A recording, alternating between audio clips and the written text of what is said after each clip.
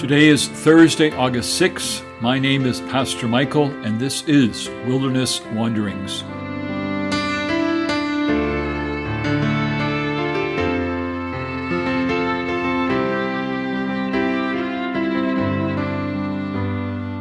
Today our text comes from Psalm 119. My heart is filled with longing for your laws at all times. Verse 20. I remember a group exercise, probably some icebreaker, in which we were asked what we would like written on our tombstone. I have no idea why someone thought that would be a good icebreaker, probably to get into a conversation about legacy. It didn't seem a very helpful question to me at the time, and I still don't think so. A much more interesting question to ask is, what do people say about me right now? But again, not as an icebreaker. On Tuesday, I began a short series on David, the shepherd boy turned king. When the Bible introduces him, he is not introduced by name, but by what God says about him. A man after my own heart in the NIV, or a man who is dear to my heart in the NIRV. That's high honor. But as I said, no one defines what that means. So for the next 4 wilderness wanderings, I want to reflect on what this might mean. This is a series about how are you doing? How are our hearts doing? Are we able to sing, "It is well with my soul"? How are we managing this time of COVID as it drags on? Dr. Tam, Canada's Chief Public Health Officer, has been mentioning that social distancing and mask wearing could go on for several years. It seems to me that our hearts need to be in good order if we are to run this marathon. So let's begin with what seems like the most obvious: obedience. As that famous phrase from Psalm 119 puts it, I have hidden your word in my heart.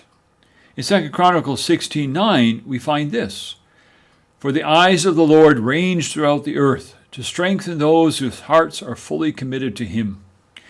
When David sings the glory of God displayed in both the creation and in God's law, he ends with this prayer: May the words of my mouth and the meditation of my heart be pleasing in your sight. That great psalm about God's powerful and tender presence concludes with a prayer that God remove wrong from David's heart. That's Psalm 139. We see David's obedience clearly in the days before he becomes king. He does not grab the throne. God says, you will be the next king. But David recognizes that God needs to remove the current king before he can sit on the throne. So even though Saul has been rejected because he disobeyed God, David continues to honor him as king. David's obedience foreshadows a central characteristic of Jesus himself. He claimed to have come to do the Father's will, John 6, verse 38. When on the cross he called out, "It is finished," he was declaring that he had been obedient to the end. The pertinent question for us is, how do we grow in obedience? How do we become fully committed to God? Is it even possible to hum with the psalmist, "My heart is filled with longing for your laws at all times"? When we try to get started on this path, we tend to try really hard. And we look to ourselves to get there. I don't think that this is what David did. In Psalm 19, David spends the bulk of the psalm looking at what God has made and what God has said. It is only when he has composed his praise does he ask for a pure heart.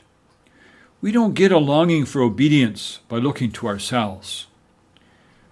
When we see God and who he is, then our hearts get stirred. So, let's end with these questions. Where has your gaze been lingering these past 4 months? Is it time to look up again? As the writer of Hebrews once wrote, let us fix our eyes on Jesus. As you journey on, go with the blessing of God.